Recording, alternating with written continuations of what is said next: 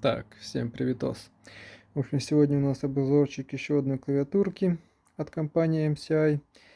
Клавиатурка это HG80, в общем. И вот так она, в принципе, выглядит.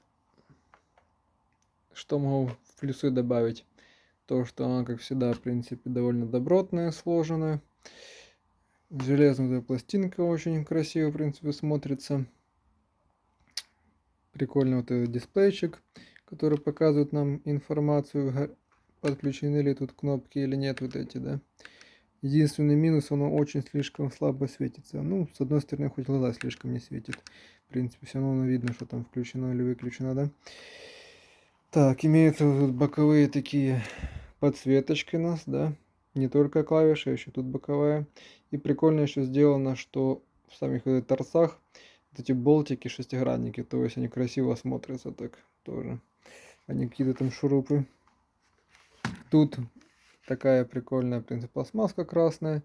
Но, если честно, не знаю, как по моему мнению, хоть, конечно, MCI не да, они там любят все красные цвета и прочее, но именно на этой клавиатуре на кто смотрится, мне кажется, как-то как лишнее. Не знаю. Это мое личное такое мнение. Так же самое тут имеются кнопки дополнительные, что удобно. То есть включить громкость, там, выключить, сделать меньше. В общем, мультимедийные, в принципе, хорошо. И USB-шка, которая тоже, в принципе, не будет лишней. Чтобы USB-шка работала, то нам, конечно, потребуется подключать тут второй вот этот USB-шник, потому что тут главный кабель, да, есть, и он раздвоен на второй USB-шник. Если хотите, чтобы USB работало, куда-то надо его сунуть там в компьютер. Так, сзади, в принципе, ничего нового. Ножки резиновые, наклейка, шнур. Шнур, кстати, такой, не скажу, что он прям супер, потому как он, не, ну, оплетка, все нормально, но дело в том, что он такой чуток дыбоватый. Если бы он был, бывает, то есть, ну, как бы помягче, поинтереснее. Этот как бы довольно такой грубоватый, ну да ладно. Не слишком, думаю, это критично. В комплекте также, если это новая клавиатура, с ней идет еще дополнительно вот 4 клавиши железных. Они, то есть и стандартные, которые есть, обычные с буковками. Есть вот и железные, которые я поставил. Так же самое еще есть и 12 прорезиненных. И еще одна штука идет в комплекте. Это такой подлокотник, типа под руку, чтобы мягкая была. Там резиновая хрень такая, в общем. Клавиатура это механическая. В свое время стоила очень дорого, в принципе. Но я думаю, она и сейчас довольно дорогая. Если где-то еще продается, то за немало деньги.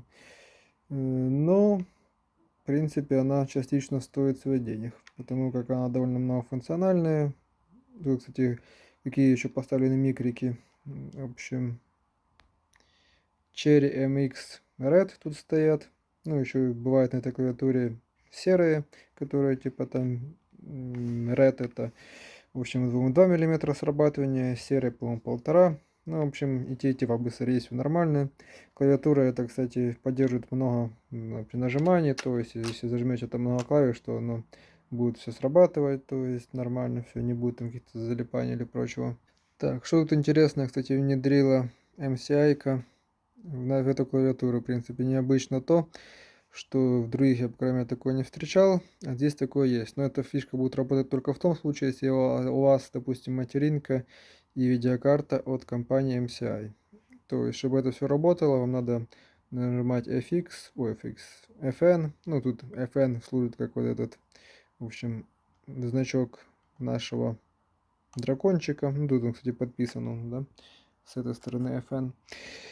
Зажимаете FN и выбираете либо одну из трех, это отвечает за материнскую плату, это за видеокарту. То есть тут режимы какие?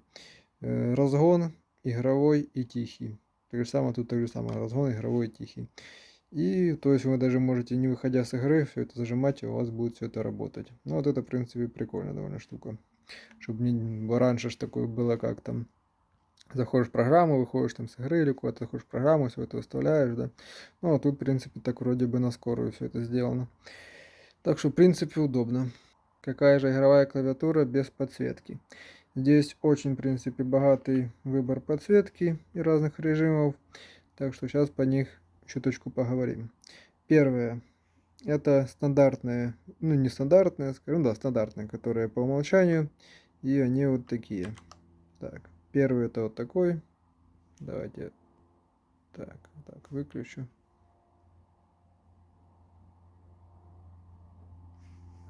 Так, вот у вас, видите, все оно мигает, красиво светится разными цветочками. Кстати, вот эти клавиши, которые, если вы поставите железные, то тут идет они именно сами прозрачные и красного цвета. То есть некоторые цвета, которые там переливаются другими цветами, они вы их особо не увидите, потому что из-за того, что они красного цвета, сама вот эта клавиша, то она будет отдавать красным. Но некоторые оттенки все-таки будут отдавать там некоторыми другими цветами. Так же самое, если по какой-то причине вы хотите отключить вот эти боковые подсветки, если они что-то раздражают там или напрягают, то это можно сделать легко при зажимании FN и вот этой вот F4. Вот, и все, они отключились, и у вас работает только клавиатура. Вы хотели включить, так же самое включили. Так, следующий режим это такой. Ну, похоже на тот режим, но только более медленнее, более, скажем так, другой. Так же самое на эти режимы можно задать скорость. Тоже, в принципе, вот FN и вот скорость. Тут плюс, тут минус. Так же самое вот медленно. Если хотите, чтобы быстро, вот оно вам будет там быстрее мигать. Ну, тут тоже на некоторые режимы там можно поставлять. Не на все, но на некоторые. Так, клацаем дальше. Ну, такой режимчик.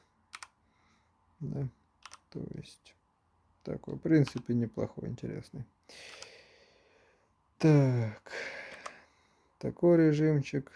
В общем, фантомное нажатие, да, назовем его так. Так, а ну если ускорить его, тут можно.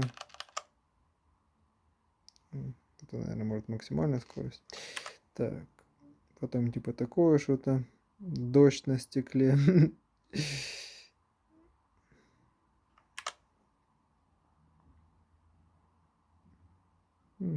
Тут на этот режим будет прикольно чуть помедленнее сделать. Это, наверное, что-то переборщил. Ты что-то глюкануло, я понял. Так прикольнее. Так, дальше. Дальше это у нас чисто отвечает только на когда нажатие. Какое-то происходит нажатие, и у нас загорается та область. Так, дальше. Ну, дальше это будет по очереди все клавиши светиться. Так.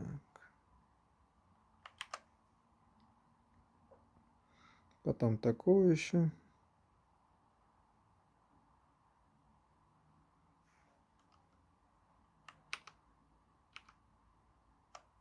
Так же самое можно выставить разный цвет. То есть опять зажимаете FN и нажимаете F3. И у вас тут другой цвет какой-то. И такие. Там, кстати, еще несколько пресетов выставлены именно под какие-то специальные игры. Там, по-моему, PUBG, CS и что-то еще тут. Что некоторые тут именно специально для этих игр выставлены. Так. И потом самый последний режим, который это просто светится одним цветом. Ну и так же самое тоже можно ставить любой другой цвет, да, там какой захотите. Так же самое можно все это сделать, выставить, то есть яркость подсветки. Тут она, кстати, очень хорошо варьируется. И обычно в клавиатурах она либо 3 режима, либо максимум 5. Но тут очень богато, тут аж 10 их. То есть тут можно, да, 1, 2, 3, 4, 5, 6, 7, 8, 9, 10. Это, в принципе, хорошо, потому как вы можете очень, скажем так, точно отрегулировать, какую вам яркость надо. Так же самое тут еще есть функция, то есть ручного программирования. То есть как это все работает. Допустим, вы хотите настроить подсветку чисто под себя. Там, да, какие-то специальные клавиши назначить, чтобы светилась там одна такого цвета, другого такого, третья такого. В общем, как это все работает. Начнем с первого самого настройки. Нажимаем FN и F1. Так, загораются у нас такие вот клавиши, да. Вот эти 12 клавиш мы можем сделать любого цвета, какого мы захотим, и любого оттенка. То есть, допустим, Ну, мы можем сами переназначить, как мы хотим. Допустим, зажимаем F1, вот, и у нас появляется F1, и вот мы его можем отрегулировать такой цвет, какой нам надо. То есть, допустим, RGB, да. Нажимаем на R, вот оно мигает. Опять же, зажимаем FN и нажимаем на эти две клавиши, либо увеличение, либо уменьшение. То есть, допустим, если увеличиваем, уменьшаем, там меняется оттенок вот этой клавиши. Это трудно заметить, но сейчас, допустим, можно изменить, допустим, вы изменили, нажали R, изменили его там чуточку другого цвета сделали. Допустим, нажали G, опять же можно менять цвет, он сейчас еще изменится в другую сторону.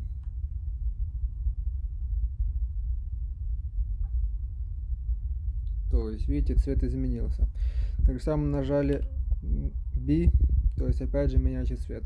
И вы так можете играться, пока не настроите именно такой цвет, какой вам надо на F1.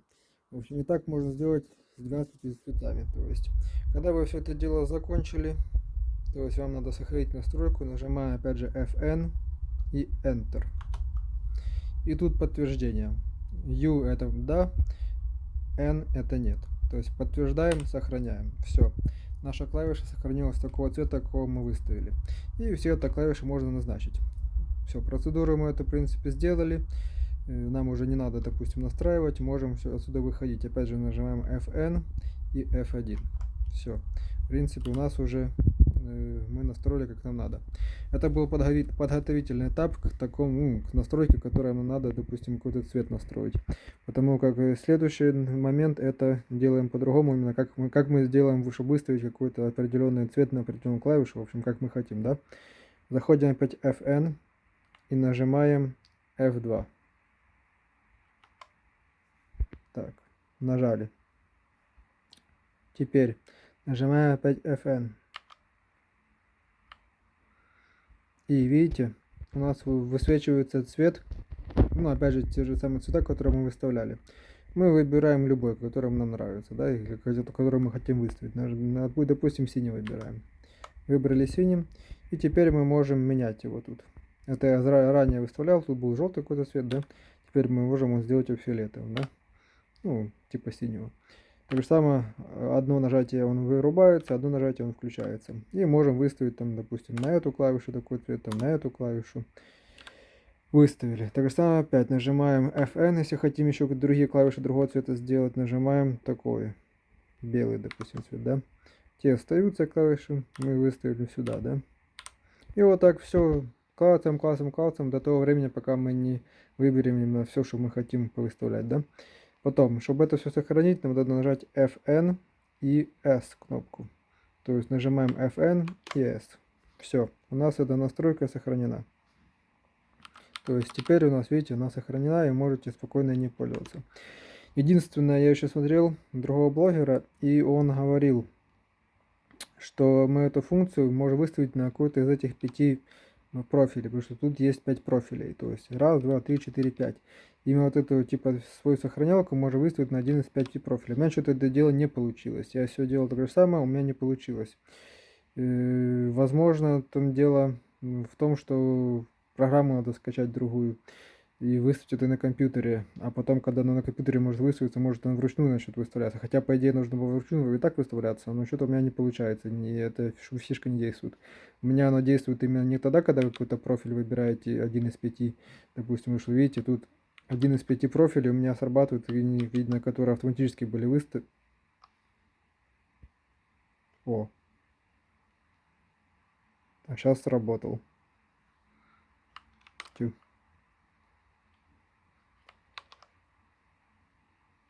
Ну ладно. Ну да, сработал.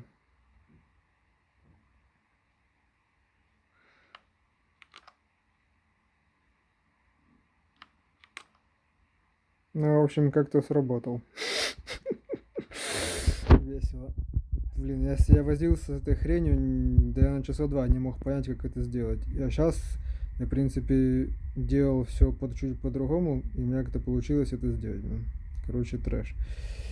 Ну, в общем, все это дело можно выставить быстрее намного и удобнее, это на программе. Программу это все выставить, надо скачать программу MCI Center. но можно и другую скачать, потому что на MCI Center вы не сможете все выставить.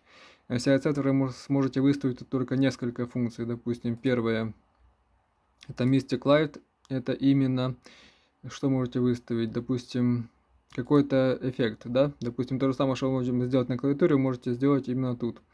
Это именно там, ну, который я вам показывал, там разные режимчики. Ну, так же самое подсветку сделать выше и ниже. И так же самое можно выставить макросы. То есть, вот, выбираете профиль 1, допустим, там макрос 1, там до 12 макросов можно поставить. Потом выбираете какую-то кнопку и нажимаете пуск. И потом тут нажимаете потом какую-то другую кнопку и хотите и задаете ей значение, да, такое, какое надо. Ну, в общем, так. Но вообще надо программа, чтобы именно выставлять вот эту свою личную подсветку, там она удобно. Надо скачать программу Dragon Center. Но у меня эта хрень почему-то, я ее скачал, пытался установить, она что-то вообще вроде как установилась, и все, ее нигде нету. Короче, у меня просто комп, ну, древний, возможно, какие-то конфликты с железом, не знаю. Был бы, думаю, новый комп, ну, который у меня, в принципе, есть, но не здесь, то, думаю, проблем бы не было. И поэтому, думаю, настройки можно было быть, ну, побыстрее это все настроить, чем вот это вручную. Ну, вручную, как видите, тоже можно все настроить, если помучиться, скажем так, да. Так что так. Так же самое еще такой добавлю момент, что эта клавиатура работает с другими периферийными устройствами. То есть, если какая-то мышка, там какой-то кулер и прочее, там материнская плата, подсветка, то все можно, чтобы оно гармонично взаимодействовало, сделать, короче. Ну, в общем, и последний момент, в принципе, который меня очень повеселил, это отзыв даного чоловіка. З чого ж почати? Напевно, з того, що близько 7 місяців тому я придбав дану клавіатуру і в перший час не міг нею нарадуватись. Але через 3 місяці використання підставка, яка йшла з нею в комплекті, почала без всякої причини розклеюватись з середини, а точніше утворилась бульбашка повітря в ній, яку без повного скальпування поверхні усунути було неможливо.